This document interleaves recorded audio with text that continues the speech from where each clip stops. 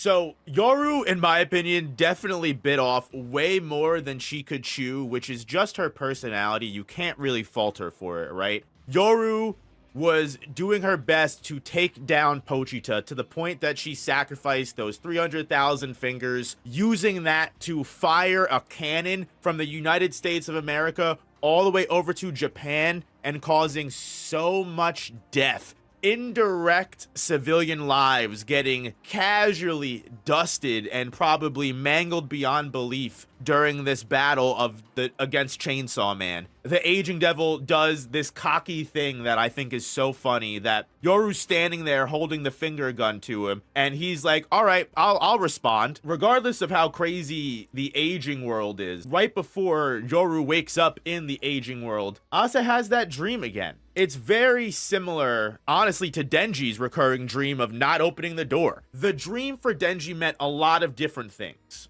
Not opening the door for Denji was important to Denji specifically because, for one, it was the repression of the memory of his father's unaliving. Traumatic, and especially at the young age that Denji was, and the terrible life that led him to due to his parents and everything like that. This dream became so much more than that. It became an actual premonition of Denji's future. Not opening the door and Pochita telling Denji not to open the door were references to the death of Aki and the death of Power. It was essentially Pochita trying to save Denji from the terrible future that we're in right now. Denji opens the door and Makima kills Power. Denji opens the door and he sees AK-47. The dream that Denji had basically solidified the ending of Chainsaw Man Part 1. Or at least the big traumatic climax for Denji that would create the character that we see today. And Asa also has a dream that she has been having repeatedly, over and over again. And we've seen it happen a lot of times,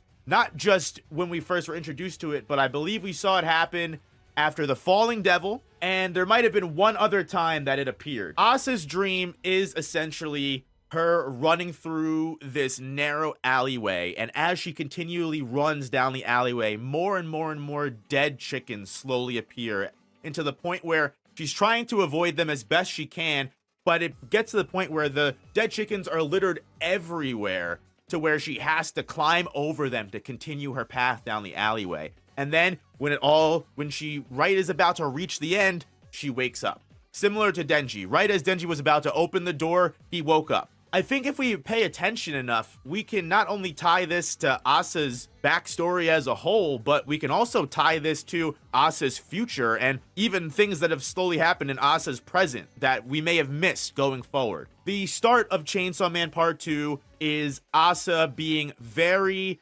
antisocial and displaying all of the traits that we know and love Asa for. Asa, and the thing about the human mind is it's very interesting. Asa had to live with the survivor's guilt after the Typhoon Devil. Asa, during the attack of the Typhoon Devil, tried to save a cat during the commotion, and as she tried to save the cat, she put herself in harm's way, causing her mom to push Asa out and get hit by a flown car and die. Now, because of this survivor's guilt, Asa has always internalized this, feeling that she not only made the wrong mistake and is the reason for her mother's death, but also because she feels like at this point now, she doesn't deserve friendship. She doesn't deserve love and care. That's why you see her, even in the beginning, she's very quick to reject and quick to push people away. It's what the mind does to make defense mechanisms. Instead of Asa feeling bad for herself that she doesn't have any friends, instead of Asa feeling bad for herself that she's too depressed to see the good in anything. You even see her, she's like, oh, our city's mayor has a DUI. The world sucks is basically Asa's introduction.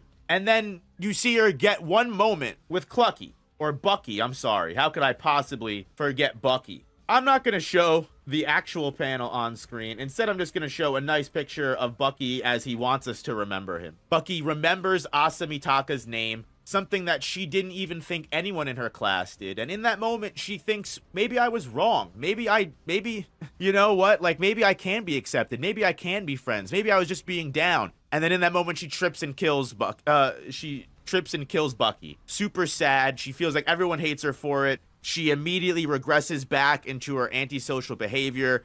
and blames herself. We do find out when she's attacked by the class president who made a contract with the Justice Devil because she was jealous of Asa. Asa thinks it's funny that when she was jealous of everyone else, someone was jealous of her. She also realizes that tripping over Bucky wasn't her fault because the class president admits she made her trip over Bucky. But what this all has to do and how this ties into the dream. The dream has a bunch of dead Buckys lying around everywhere. Starts off slow at first, but as she continually runs down the path, it gets more and more to the point that she's climbing over dead bodies. And in the moment, she didn't mean to kill Bucky. She didn't want to kill Bucky. She indirectly killed Bucky. Because Asa existed, because someone was jealous of Asa, the girl who, again, was a loner, didn't want anything to do with anybody, and did her best to stay clear of everyone around her because she hated everybody. That was her coping mechanism to the world. Someone still managed to become jealous of her, cause her to be the butt of Bucky's death, and also they're trying to kill her anyway because the teacher wanted to help her. Asa indirectly caused not only the deaths of her teacher and her class president in that moment, but the deaths of Bucky just because she existed, just because she was there. When do we see this dream again? Her encounter with the Falling Devil. Asa and Denji fight the Falling Devil. The Falling Devil causes mass catastrophe across the entire city, and multiple people die. Sure, they beat the Falling Devil, or the avatar of the Falling Devil, Denji and Asa, but why was the Falling Devil causing all of this mass murder? Fami specifically sent the Falling Devil to cook and eat Asa and Yoru. Well, no matter how you look at it, the Falling Devil caused all of this mayhem and all of this terribleness simply because Fami was searching for Asa. And again, think about it. Asa has this dream in the beginning when she's feeling bad about Bucky dying. She's feeling bad about all of the deaths that are on her hands that are not her fault. Her mom, up until this point, now multiple other people. Now we go back and she has that dream again after the Falling Devil, and she wakes up to see the Falling Devil's news of all the people that died and all the travesty that happened. Indirectly, again, Asa is causing all of these deaths, which, again, I remind you, in the dream, the chickens start slow at first, and then they start coming more and more and more all at once until it's so big that she literally cannot avoid it and has to start climbing over all of the deaths. But it's interesting that of all times, right before getting transported to the mirror world, the aging world, she's having that same dream of running through the dead chickens. That crazy cannon that Yoru fired off, and the amount of death that was probably caused, again, indirectly by Asa. Asa letting Yoru fight Chainsaw Man, letting Yoru get what she wants, all in order to quote-unquote save Denji, which we all know that's cap. Indirectly, although you could argue this time it's more directly because Asa is outright the one allowing Yoru to do this. All of these deaths keep racking up around Asa, and it's all just because she existed. She didn't ask for any of this. Sure, she signed a contract with the War Devil, but that was when she died, and it was the only way for her to resurrect and come back. And to be fair, she didn't deserve to die in that moment. But it's scary to think of if it's getting so bad to the point Asa has to climb over them, and then we don't know what's happening afterwards. What is at the end of this alley? What is at the end of all this death? So after being transported to the mirror world, or the aging world, whatever you want to call it, we learn some very uncomfortable truths. One, that this primal fear was strong enough to immediately send Yoru into a pocket dimension, just being present and pointing a finger at them.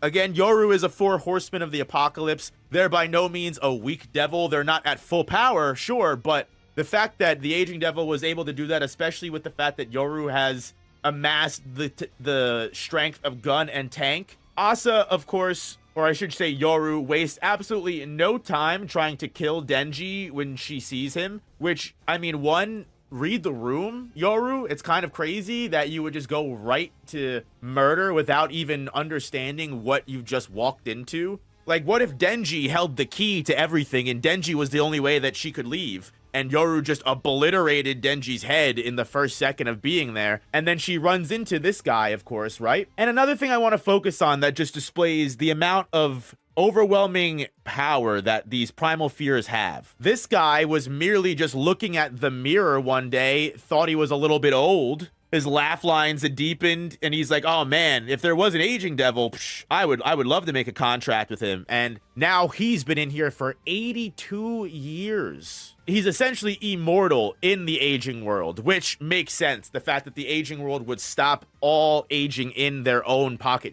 dimension. But I think it's also interesting, he also doesn't get hungry. He also doesn't get thirsty. And even though he's tried to take his own life, it has always ended in failure. He hasn't been able to die, which one of the biggest questions that we had when public safety was thinking of making this big deal with the aging devil. We've seen things like the mouth and the ear devil get devoured, and the effects were always way different than one would expect. It wasn't just that like all hearing went away. Like Q-tips and everything still were around, but they were deemed as like art. And radio shows, podcasts, TV shows all went on, and people still knew how to talk and everything despite ears not existing. So like, it's almost as if we enter a different parallel universe when the devils are eaten. We enter a different universe where things are still the same, but only a little bit different. Like, humanity still created radio shows and podcasts and everything. We probably just found different ways to interpret them. Sure, we probably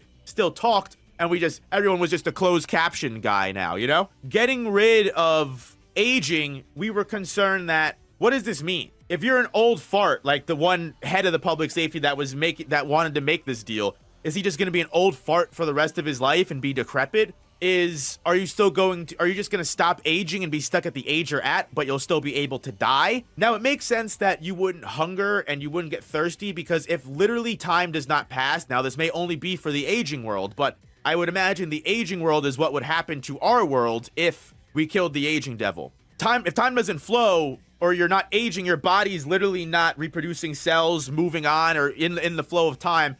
Again, is the aging world what would happen? Because is everyone just going to go mad? It's believable. Think about it. If you're immortal, you can't die, you can't eat, you can't drink, and if this whole Marie thing, whatever the fuck it is, if this isn't just unique to him and going crazy. Granted, being stuck in a pocket dimension and losing the life as you know it, and not understanding how you got there, what happened, if there's a way out or not, it makes sense why you'd go crazy. So maybe being in the real world, if everyone was like this, they wouldn't go crazy. But again, this could be an unintended side effect of losing aging, or just maybe the body itself, by not reproducing cells, or the mind we're most likely meant to perish, right? Like, as human beings, as living things, we are meant to meet our ends at some point. Not dying and being immortal is never a fun thing. You've read stories about it. Now, granted, this guy was only around for 82 years and his environment wasn't that great. But who's to say that if we're stuck in a routine, like imagine, listen, we all work in our everyday lives. We all go to work. Some of you guys leave home for work. Some of you guys work at home. You guys all do stuff. Imagine we just had to do that routine every day of our lives forever. There was no getting older. There was no change. The time didn't pass. The same old fucks that were in power before will remain in power for the rest of their lives. The world will not change. The status quo will remain forever. Think about it. If nothing ages, nothing grows, nothing gets older, what changes? You'd be living the same day over and over and over again forever.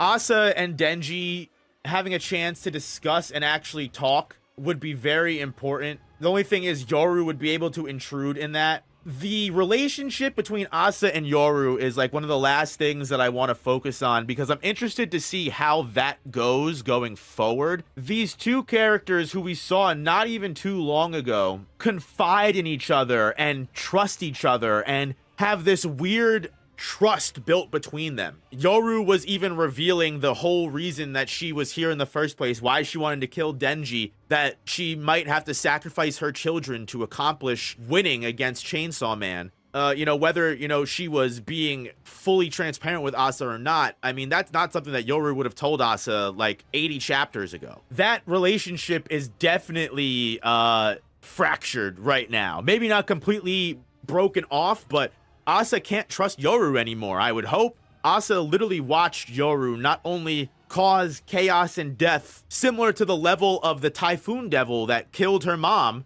she watched Yoru absorb her 2 children like it was nothing and say children are their parents' property, something that definitely would trigger Asa, who again feels guilty over their own mother's death. And if that's true, if Asa's her mom's property, her own property got her mom killed. In the last couple chapters that Yoru has been able to go all out, let alone also, we forget that the whole essay happened with Denji that Asa is also extremely upset about. We can't even forget about that. That didn't even happen that long ago. Remember, this whole big fight broke out once they finally got to the sushi bar. And if Asa and Denji are able to communicate and Denji's able to actually open up to Asa for once, because Asa is honestly the only woman in Denji's life that not only will he be able to get along with, but would genuinely like him for him. And despite all of this craziness with Yoru, I feel like Asa and Denji are the most actually genuine, non-platonic friendship the 2 of them have had with each other, genuinely. The 2 of them have had in their lives. If they can come together and overcome not just war, but I mean, remember, after we get out of this pocket dimension, we're going to have to deal with aging as well. Just as they overcame falling before, I think we might see the best of everything we have to come. And whether that ends with Yoru, unfortunately, sacrificing Denji and turning Denji into a weapon in order to defeat the main threat of everything, which may be the Death Devil, maybe Yoru herself, who knows? Honestly, I mean, Famine is still currently MIA, who is a major threat to not just us, but the world right now. This definitely changes the game, because we went from Yoru and Denji and Pochita fighting to how do we escape the aging world, which is an interesting parallel, in my opinion, to International Assassin arc and dealing with the Darkness Devil. Because we've seen very much so Part 2 mirror Part 1 very heavily. Now, you could argue we may be past International Assassin's arc and into more of the final, encounter with Makima side of Part 1. With Fujimoto, who the fuck knows? I don't want this to end so soon. If we could even have the final confrontation with the Aging Devil within this world, that would be great. And also, you have the whole thing where the guy does mention that there's even crazier people that might have been here for even longer, way further in this world. So it has the potential to last a couple chapters, for sure.